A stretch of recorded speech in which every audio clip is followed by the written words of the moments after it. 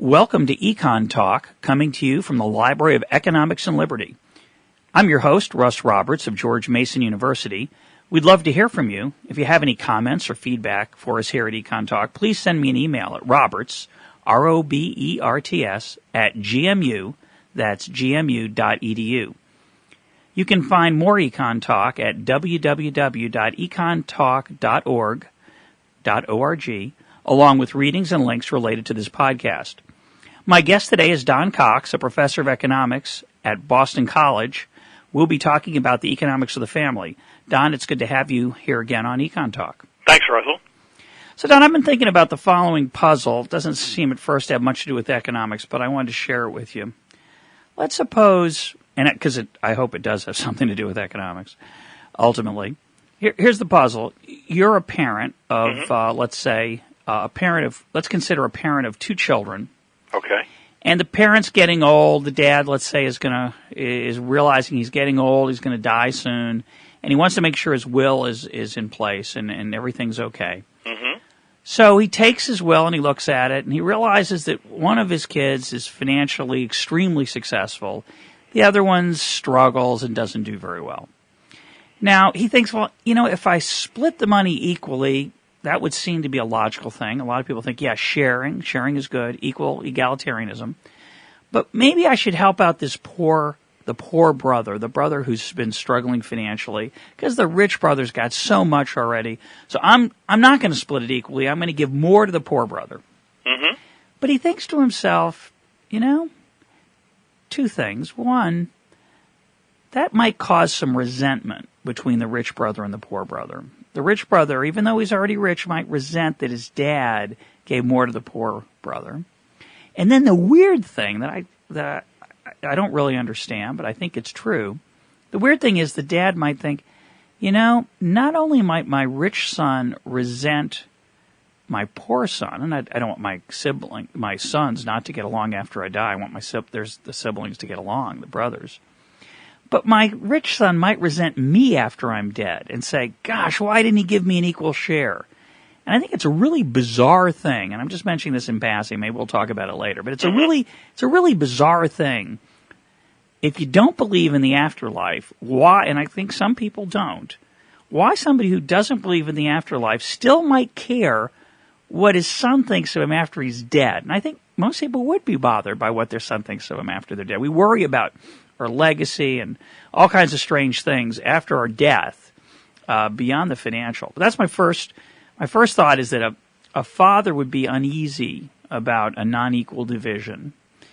And yet, when it comes to time, I don't think it's the same.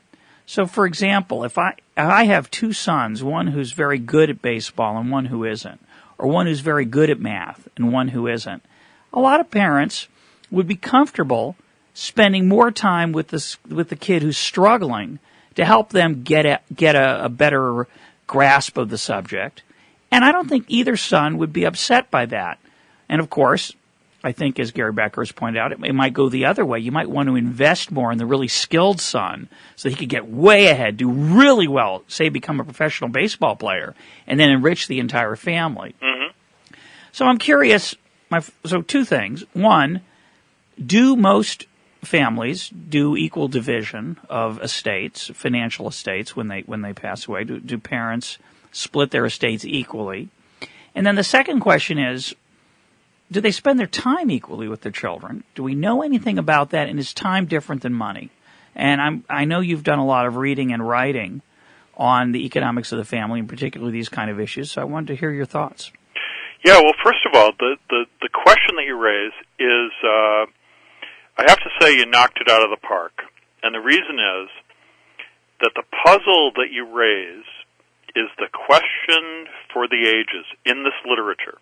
That is, they call it the puzzle of equal division, because it turns out that when it comes to bequest, the norm is that even in these kind of extreme cases where one son's doing really well and the other one is struggling, nonetheless, most of the time parents will split the bequest equally between the two sons. And that's puzzling for people who study bequests, because the kind of model of altruism where you want to level the playing field for the two sons would suggest that you do provide more help for the son who's struggling. Now, when you say that most families split equally, I assume you're referring to current-day America. Right. Because historically, a lot of families would leave all the assets to the oldest son, what's called primogeniture, right. because there was really only one asset, which was the land, mm-hmm. and they didn't want the land to be divided up potentially for various reasons. That's right. But you're talking about modern America, right? Yeah, so that if we're talking about assets that could be liquidated easily, in most families, their main asset is their house, but then you could just put it on the market. But in places where, let's say, land, we've got agricultural societies and land markets are thin, and knowledge of the farm is passed from father to son, then typically the eldest son would take over the farm. They never did a coin flip. You'd think you'd just give it to the lucky son, but no, it was the oldest one. Yeah, that's true. Actually, I was just reading a case study of Tanzania, then called Tanganyika, in the late 1950s, where initially land was almost infinitely abundant, but with the introduction of ox plows and tractors, cash crops rather than subsistence farming started to be practiced. Farms became bigger, and inheritance practices changed almost overnight. Rather than leaving a farm to, say, a nephew, and in the earlier days, what sons used to do was they would just travel to a different village where their friends lived, and they'd start their own farm. But once land became scarce, the inheritance rules changed, and in fact, in a way, what happened was almost paradoxical. As economists would think, okay, we've got new technology, tractors. You'd think at the end of the day, that ought to make families happier, and in the end, it really sort of spelled disaster for families. They became very conflicted. What happened was the inheritance rules changed so that the eldest son... When you say the inheritance rules, you mean the custom. You don't mean the legal law. It was funny. What happened was that what people wanted to do changed first, and then something called the district council, within about a year or two, actually changed the law. And what was interesting was that I kind of call it the interplay between biology and culture. I really think that what was bubbling under the surface was biology, in the sense that now land became more valuable, and as a result, the nepotism became more exact. Before, when land wasn't so valuable, leave it to a nephew. Now that the land meant more, leave it to a closer relative. That's how people felt, and what the district council did was it just sort of clarified that nepotistic rule. What's interesting about that is that maybe later on, when people look at the history books, all that's going to be left is the ruling of the district council, and they'll say, well, it was culture, which is true, but I think it's also biology. But in a way, the council ruling was a bit of a disaster, because what they did was they said, the land goes to the eldest son, and he can dispose of it any way he wishes. He has the option of leaving some land to other sons. And I'm just reminded of what happened last Sunday in my own house, because it was an Easter egg hunt. So I have an older daughter and a younger son. My daughter's 6.5. My son is 2.5. Mm-hmm. I told my daughter what I used to do, because I was the oldest in my family, for Easter egg time, not to trivialize the very important problem of farming and in subsistence economies, but nonetheless, the same principle applies. I told her that what I did during Easter egg hunts was that very early I'd wake up and do a reconnaissance. When you were a boy. When I was a boy. You're reminiscing with your daughter. I was home from college at the time. No, I was. This is when I was about maybe 7 or 8 years old, and my younger siblings were I guess, my sister might have been 5, my brother might have been 3. So I'd do a reconnaissance, and I would just scope out the living room, and I would know where every one of those eggs was hidden.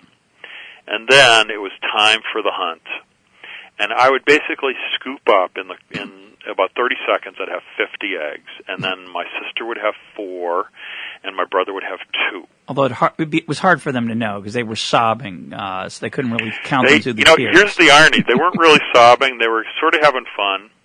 I think because of our difference in ages, our level of happiness was sort of about the same.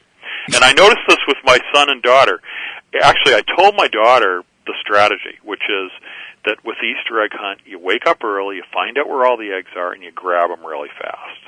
And that's exactly what she did. So she had 24 eggs. My son Gavin had 3. And by virtue of their ages, he was okay with that.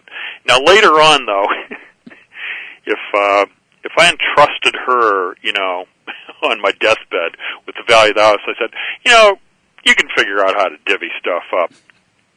I think we could all predict how, the battle lines might be drawn. So going back to Tanganyika, you're saying that the older son kind of wasn't that diligent about splitting it up? Not diligent at all. Mm-hmm. And in fact, what happened was the younger sons marched over to the district council. They were pretty mad, and a lot of times the district council would rule in their favor, and they would actually rule that the farms should be divided up equally. Whether that is good from agricultural point of view, I'm not sure, because the optimal value, size of the farm might be was bigger. Supposed to be pretty big. These are rice farms. So we go from biology to culture to politics. Mm-hmm. Now, here's another thing, which is that after the introduction of plows and tractors, there was also conflict bubbling up between father and son, which didn't happen before. Remember that the sons used to just leave the villages, start their own farms. Now, you had a situation where the kid was working on the farm and hoping to take over the farm, and that just, from the kid's point of view, that just wasn't happening fast enough. And from the father's point of view, the kid just wasn't working hard enough. So what seemed to happen was that these introduction of these technologies started introducing a lot of family conflict. But the conflict... Wait a minute. Whoa. Are you suggesting that the kind of conflict would be the dad would say, pass me the iced tea, and it would be a strychnine, some kind of poisonous beverage? Is this a moral hazard issue you're telling me here? There were a series of unexplained farming accidents in Tanganyika at the time? Not that bad, but can I relate the following horrible thing that I read in a self-help book? I suppose. Okay. Go for it. There's a book by 2 lawyers, Condon and Condon.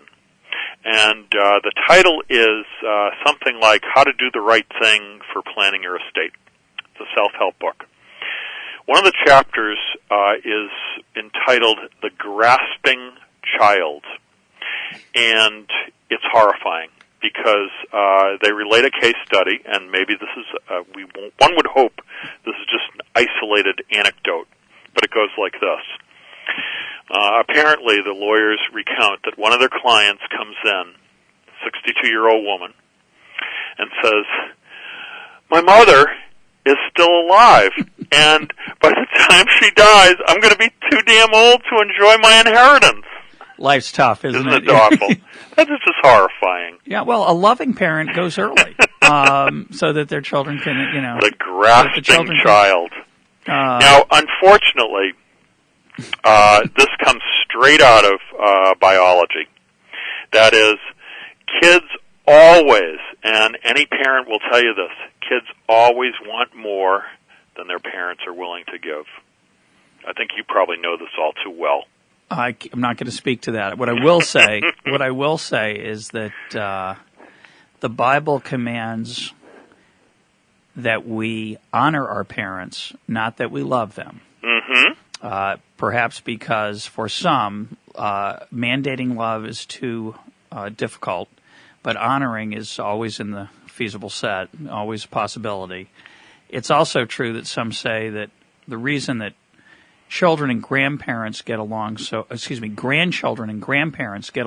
well is that they share a common enemy. I find that a somewhat appalling view of family life. But going back to Tanganyika, you said that this led to more conflict, but at least they had more to eat. So we don't want to forget that, right? They went from the subsistence farming, no conflict, because basically everybody was on the edge. Yeah, although there is one other element, and I'm not sure because I don't have enough data on this, but there may have been a Malthusian element as well, because population densities did go up. Yeah. So I'm not sure what was going on with per capita income. But I like the case study for the following reason. What's been on my mind lately is that in studying family behavior, I think economists have really taken too narrow a view. You know, that we basically are interested mostly in the effects of incomes and prices and taxes, these kinds of things on family behavior. And, you know, if we think about things like bequests, we're interested in the effects of inheritance taxes, and that stuff is plenty important. But I think what the Tanzania example illustrates is the interplay between such disparate forces as biology, you know, because we had the nepotistic regime change. I think culture comes into play, if you want to call that district council culture, or perhaps it's a legal body. We have technology entering with the plow. We have geography. We've got history. You know, there are all these various forces, and I guess my argument is that people who want to understand the family really should sort of try to venture beyond their own kind of specialty and bailiwick and get into various other disciplines. That's easier said than done. I'm trying to merge the biology perspective with economics and just sort of weave those two separate threads together. You're so narrow. Huh? Just two things? You're so narrow. Yeah, just, you know, here's my catchphrase. Two threads are better than one. Yeah, there you go.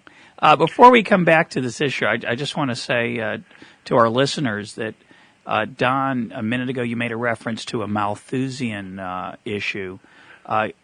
If you go to the EconTalk.org, www.econtalk.org homepage, you can find references to Malthus's work as well as an essay on what Malthus really meant, which you may find of interest.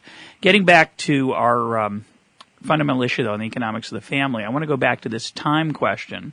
Okay. When we come to American modern data, and you look at the way that parents or grandparents spend time with their children, or vice versa, the help that children give to their parents, not just monetary but also time. What do we find? Are there differences in how people allocate time to their children or their parents? You know, as far as the time input goes, the data that I know best, and I think the data that people pay the most attention to collecting, are time spent by adult children in caring for their frail elderly parents. And the main fact that jumps out there is that if you are a frail parent in need of some help, say if you're someone who needs, you live in a nursing home, for example, it is far better to have a daughter than a son. And if you've spent Why do you say that? Well, because daughters spend roughly twice as many hours caring for elderly parents than sons do. It's a depressing thought, being a son. Why is that, Don? What do you think? Do we have any? There's been various explanations. Some of the standard economic explanations would go back to things like wages. So that if women's wages are on average lower, then there's an economic argument having to do with opportunity cost. The big shot businessman is too busy, in mergers and acquisitions to go care for his poor grandmother in the nursing home, so his yeah. sister does it instead. Instead of doing that consulting project on Sunday. Exactly. I don't know about that. Okay, go ahead. Right. Only problem with that argument is that once you control for those wage differences, and you can think of it as just simply looking at a room full of sons and daughters that make equal amounts of money, you're still going to see roughly the same disparity in hours. And so, there have been a number of explanations put forth, but I think it's fair to say that you could still put it in the puzzle category. But it's really double? Yeah, it's double. So it's pretty fascinating. Huge. Okay. As far as time that parents spend with children, I'm sure there are surveys out there that track that sort of stuff, but I just don't know what those numbers say. But in terms of another point that I think you were driving at, which is how equal do parents treat their children as far as non-bequest gifts. That is, the gifts that parents give while they're alive. And you might think about tuition payments or money for a down payment for a house, things like that. Turns out that those are far more unequal. So, it's not unusual, for example, to see perhaps a family where one of the kids goes to a private school like Boston University, where the tuition is $40,000 a year. The other kid goes to UMass, where the tuition is half that amount. So that's a big difference in payments, and yet unequal treatment of sorts, but nothing that's considered especially egregious. It'd be interesting to see whether parents actually try to even those differences up in helping a child with a down payment on a house or a relevant other type of transfer. But obviously, obviously there are lumpinesses. There's a lumpiness to some of these transfers that's hard to even out. That's right. The other thing that makes it tricky is that some of these year in, year out transfers, some sticklers might argue that when you add them up over the lifetime, they all even really out. difficult. Yeah, they might even out. I kind of doubt it. I doubt it too. It could be. And there's another issue that you mentioned way at the beginning that I thought was kind of had an interesting possibility, which is you mentioned that there might be some resentment on the part of the richer son who felt he was treated unfairly, and you mentioned that there might be some unease on the part of the father who cared about his legacy. In fact, you mentioned earlier, before we even started this podcast, you're talking about Thomas Jefferson and Monticello and how much work he put into kind of building his legacy. So it's obvious that's part of human nature, that people care about that. Yeah, I was just there, and Don and I were talking about this before our podcast officially started. Here's a guy who cared deeply about what history thought of him, kept all his letters after a certain point because he realized he was going to be an important person, made copies of them, invented a device that would help him make copies in around 1800 or 17-something, which was pretty diligent on his part, and cared deeply of what his legacy would be. And he's gone now. You can visit his grave. He was not I don't think he was a. To be careful here, I don't know whether he was a religious man or not. In terms of, I know he was not much of a practicing religious person, but we know that there are a lot of people who don't believe in God, or who profess not to believe in God, who think that this life is all there is, but who do care deeply about what the world thinks of them after they're in the ground. Strange thing. Yeah, so it is interesting. But the thing that I wanted to kind of go back to that you left out concerns the poorer kid and how that poorer kid might react to the unequal treatment. And the analogy that came to my mind is the following. It's common these days, I don't know if you encounter this much, that in this sort of new regime of learning disabilities and so forth, that around exam time, a student might be diagnosed with some sort of a learning disorder, and therefore might, have some letter from an associate dean requiring extra time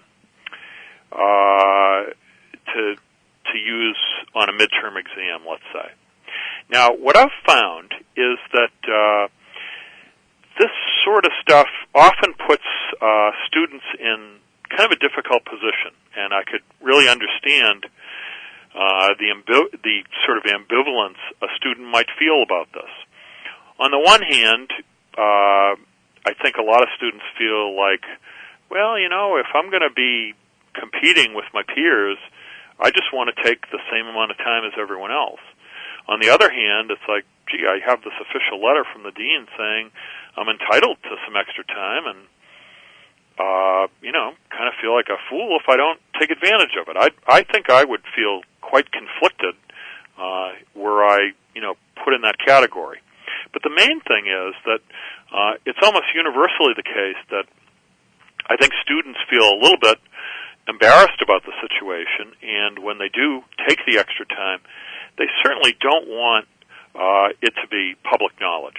And so what I try to do is accommodate those feelings and say, come back to my office, let's not make a big deal out of it. We quietly take the extra time. Nobody needs to know. It's not their business. The thing about a bequest is that, like the extra time, it sort of is a public event, and even siblings sometimes are fairly, close to the vest as far as how much they earn. Now, if the poorer person, is kind of has issues of pride connected with their career, how much money they make, if all of a sudden, a lawyer is reading the will and it comes out saying, well, due to the difficulties in so-and-so's career, I give them $20,000 extra dollars, it just might be really embarrassing for the person who's earning less, much in the same way as if I made a public announcement to a class about, Joe Smith needing extra time on the exam. So, well, do you think it would be different if it were $20 million? Yeah. For $20 million bucks, bring it on. Yeah, give me extra time. A plus on the exam. Yeah, I'll take the extra time. You tell anybody you want. Let's put it in the school paper. No, but that's an interesting point about the embarrassment. What's fascinating, of course, there's another area of inequality that we've not talked about, which is genetic inequality. Mm-hmm. It's not just perhaps that this one son had a bad break in his career. It can easily be the case that one son is simply less gifted, right? Intellectually, mentally, athletically, physically. There's so many different aspects to life, and of course, not all children of the same parents turn out equally accomplished or successful or happy. Right. We don't even have to talk about financial differences. You could have a miserable child that you decide to curse with a large bequest. Yeah. Yeah. Or bless them, depending on how it turns out. I think the other thing is that it may also be deeply ingrained in human nature some sort of idea of fairness, which may not even make a whole lot of sense because maybe the true metric for fairness is opportunities for consumption or utility, and that might dictate that, you give more money to the poorer kids so that they both can, drive the same kind of car. And yet people's ingrained definitions of fairness is, no, there's a pie on the table, split it down the middle. That's what we regard as fair. Yeah, our children, I'm sure it's been your experience too, as much as, it's certainly been my experience, as much as I labor to excise the word fair from their vocabulary, they are always eager to bring it up about outcomes and not how much time people put into an effort or other things. They want it to be fair, and fair to them means equal, same number of baseball cards, the same number of cookies, even if one kid just came from a birthday party and had a big piece of chocolate cake. It's a very interesting question as to whether that's hardwired into our brains. Yeah. I wouldn't be surprised if, in some sense, it were. And of course, in the family, there are worse things than being obsessed with fairness. I think one of the interesting questions is what happens when you extend it beyond the family, that egalitarian impulse. But in the family, what's perhaps different among many things, one of the things that's different is that the incentive effects are a little more complicated and in some ways, I guess, simpler. That's a lovely expression. They're complicated and simpler at the same time. But here's what I was thinking. Give me your reaction. If you have a rich parent and you have two children, one successful and one not, if the poor child knows the will in advance that it's not equal division, it certainly discourages the poor child from making an effort to get ahead financially. Yeah. But most parents, although I'd like to hear your comments on this, I would think most parents keep their wills somewhat private, and so the incentive effects, since it's a one-shot game, are not so important. On the other hand, I have a friend whose father told me, I don't think it's true, but it's a lovely thought, and maybe of practical use to some of our listeners. He kept his will in a loose leaf notebook, and he would just rearrange the pages. Each child had his own divider, and if a kid misbehaved, he'd just shuffle the pages around. Now, I think he was being facetious, but I thought that was amusing. But you've done some thinking, I know, about the way that we've been talking about the grasping child earlier. They're also the manipulative parent. You want to? We got about 5 minutes. So can you say something about that? There's been a few. There's been some research on how parents might be concerned about incentives and how they might actually use bequests to manipulate children. There's a pretty well-known paper by Doug Bernheim, Andre Schleifer, and Larry Summers called the strategic bequest motive, and the idea is that parents would use a bequest in order to get their kids to visit them. So that's one. And how would they do that? The idea is that parents like to have attention and companionship from their kids, and so they would amass an estate in order that to induce their children to visit them. Now, I want to come to that. I want to get at that induce thing. It's really the loose leaf notebook, Rit? Yeah, exactly. Exactly. And so you might, now, whether or not you believe that, let me just argue their case for you, okay? One piece of evidence from the paper that makes the idea compelling is the following. It takes more than one child to make a contest out of this, right? So, in other words... Right, you want some jockeying for position. Yeah, right. So this should only work for multiple child families where you see a positive relationship between visits and the estate.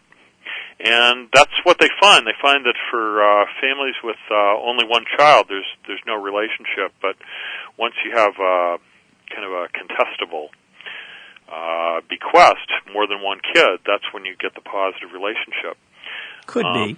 I guess, going back to our earlier discussion,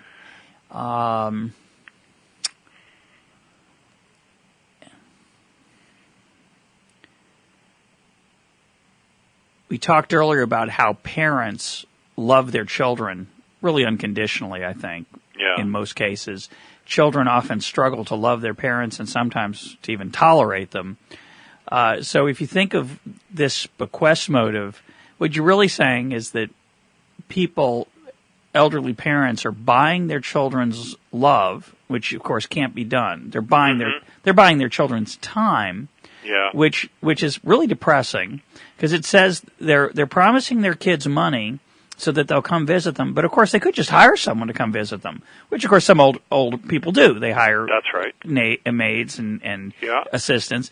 I guess the argument would be it'd have to be a little more complicated. You'd have to argue that if you're going to hire someone, it's better to hire your children because then your peers in the nursing home will think that maybe they actually like you. It's sort of a pride argument, whereas it'd probably be cheaper just to hire a paid, explicitly hire them. Could be. Can I just offer a biological silver lining? Yeah, because otherwise, I hate it when people think economics is just about money. Yeah. And I really don't like the idea that we think that parents, the reason that parents give money to their kids is to buy their love. Yeah. Actually, I've met your kids. They're really sweet, and I don't think this would ever happen to you. But I can imagine families where this would happen, and parents would be devastated. And I would say to them, please don't. I know this is going to kill you, but I hope you won't feel bad. So this I can imagine happening in many families. I can predict it with a lot of confidence. Other than yours or mine. Okay, go ahead. Yeah. So I can predict the following. A daughter reaches the age of 15, and she says to her mother or father, "I hate you. I wish you were dead. I want out. I wish I could just leave now." And that's a horrible thing for a parent to hear. Has it ever been said? Absolutely Has horrible. a 15-year-old ever said such a thing? Probably happening right. I think it's happening right now, probably thousands of times. Adolescence is rough for parents. It's sort of rough for kids. So what I tell parents is that try to get a little perspective on it. I call it the quality grandchild program, and here's how it works. Biologically, adolescence is synonymous with home leaving. And here's the idea. Who, in their right mind, would ever leave a place where you have everything provided for you for free? And we're talking high-quality stuff. When I was a kid, I had my own room. I had my own bathroom. I had home-cooked meals provided for me every night. Hey, don't forget the laundry. Laundry. I never, ever had to wash a dish. Use of a car, never had to pay for gas. Who would leave such a wonderful situation? You would have to be crazy. And yet you have to leave in order to prevent inbreeding. So what happens? Nature steps in and makes you crazy. That's what adolescence is. The unleashing of the hormonal unleashing of the hormones, and it is an adaptive thing. It's a temporary episode of craziness, and what it does is it impels you in a completely irrational way to hate your parents, or at least think they're boring. So that parents, if they do the absolute best job that they can, the very best they can be is boring. And mocking, boring and mocking. I think would be the key of their children. And yet, the outcome is really happy landings. The child leaves home, establishes their own household, gets their own job, and forms their own family. And in the end, starts a new household, and the wheel of life continues to turn. Because think about what happens otherwise. Without adolescence, they'd never leave. Yeah, no doubt about that. No grandchildren. Yep. It's just the quality grandchildren program. On that fascinating note, we will take leave of this EconTalk podcast. Thank you for listening. You can find more podcasts like this at, well, maybe not quite like this, but like this at www.econtalk.org. Thanks for joining us.